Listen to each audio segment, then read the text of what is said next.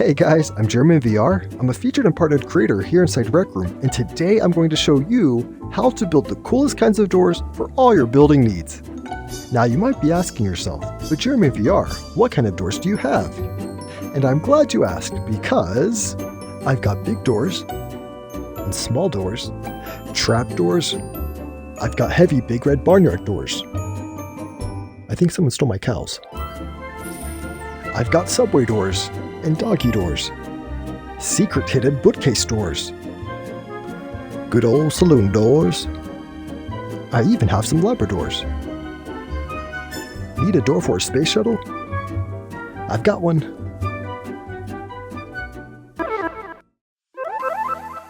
In today's video, I'll show you how to create a swinging door like this, as well as these automatic sliding doors. The things that you'll need are a clamp, an animation controller, and an interaction volume. Oh yeah, you'll also need a door. I'll be using this door, pure solid oak, but you can use whatever door you'd like. Alright, let's get started. First, we'll need to take out our maker pin.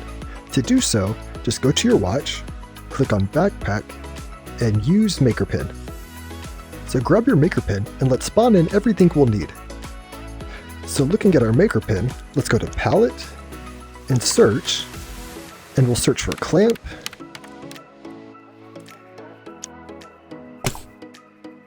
then animation controller,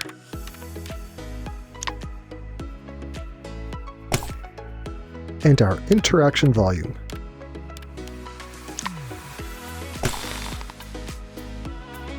The clamp will be used as the hinge for our door, the animation controller will provide movement for the door, and the interaction volume will activate the door. First, let's move our interaction volume in place.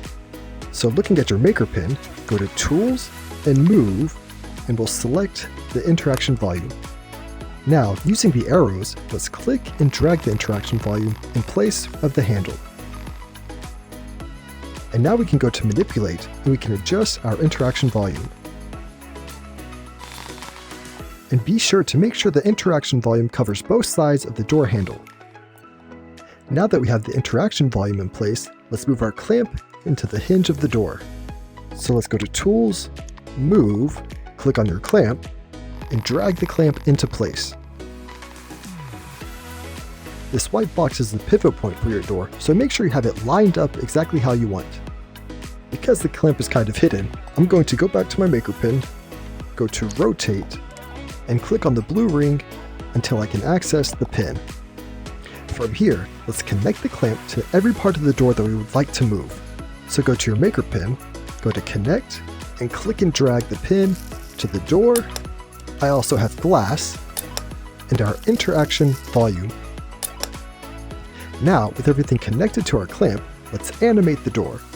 So, clicking on Connect, and selecting this top bar of the animation controller, let's click and drag to hit the body of the clamp. Make sure you connect it to the body of the clamp and not the pin. So now let's begin animating the door. So go to your maker pin, click on Edit, and click on the animation controller.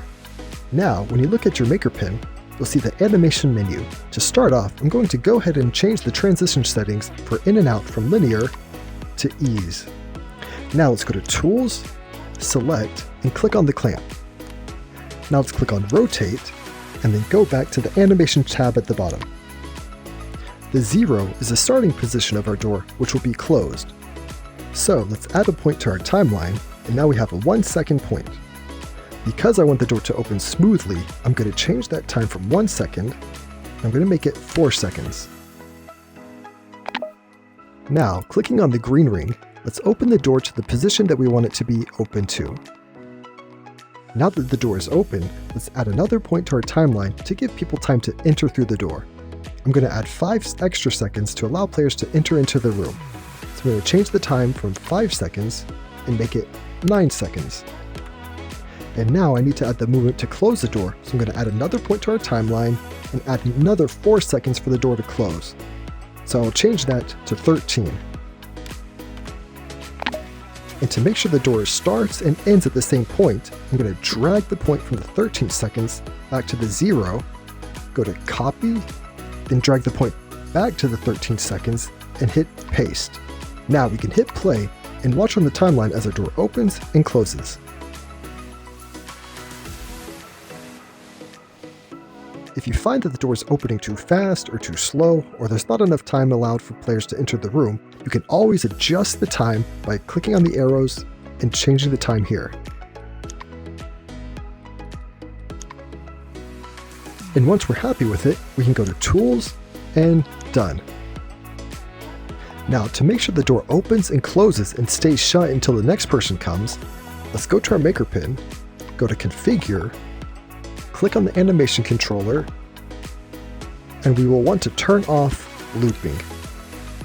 Now, the only thing left to do is to connect the interaction volume with the animation controller to activate the door. So let's go to our makerpen, go to Connect, and on the interaction volume, click and drag from the On Use to the Play on the animation controller. Now, when a player grabs the interaction volume, it activates the door. And it's as easy as that. To create an automatic sliding door, the method is nearly identical with a few minor changes. The things you will need are some clamps, an animation controller, this time we'll use a trigger volume, and of course, some doors. So again, let's go to our makerpen, click on Palette, Search, and we'll search for clamp. And since we have 2 doors, we'll need 2 clamps. Now we'll search for animation controller.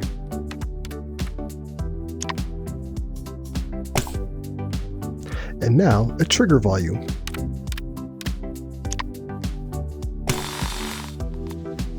Now that we have everything spawned in, let's start with our clamps.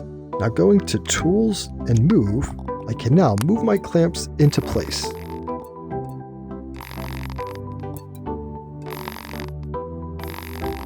And just like the other door, we'll connect the pin of the clamp to the parts of the door that we want to move.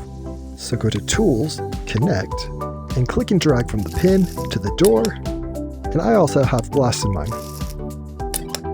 And we'll repeat that process with the other door. Now that the doors are clamped up, let's start the animation. So on your makerpen, go to Tools, Connect, and click on this bar at the top of the animation controller, and attach it to the base of the clamp. And then do the same for the other clamp.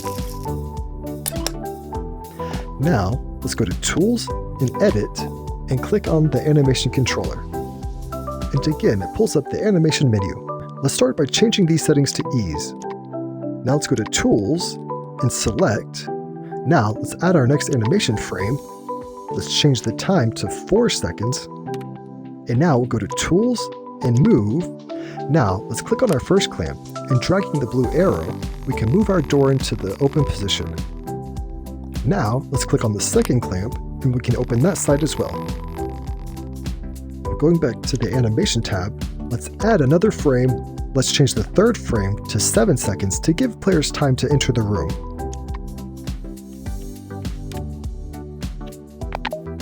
And now let's add a 4th frame to return the doors to the closing position. And let's change the 4th frame to 11 seconds to allow 4th to close. Now, the first 4 seconds the door is opening, the next 3 seconds the doors stay open, and the final 4 seconds the door closes. And again, to make sure our doors start and end at the same position, let's go to Tools, Select, and select both clamps. Then we'll go back to Animation, and dragging the frame point from the end to the very beginning, let's go to Copy, then drag the point all the way back to the end, and click on Paste. Now select Tools, and Done. Now, let's go back to our makerpen and click on Configure, and then select the animation controller, and in the settings, let's again turn off looping. To activate the doors, let's go back to our trigger volume. Let's now position the trigger volume in front of the doors, so when a player enters, it will activate the animation controller. So let's go to our makerpen, we can go to Move, select the trigger volume, and let's move it into place. Now, let's go to Manipulate, In dragging these boxes, we can expand the area of our trigger volume.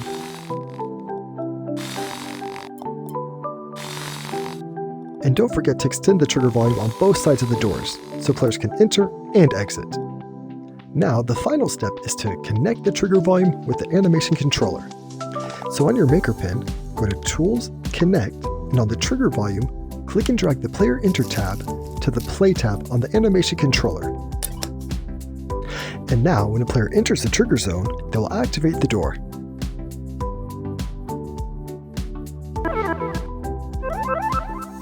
Thanks so much for watching. If you enjoyed this video, please consider subscribing as it helps me out a lot, and I'll see you in the next video.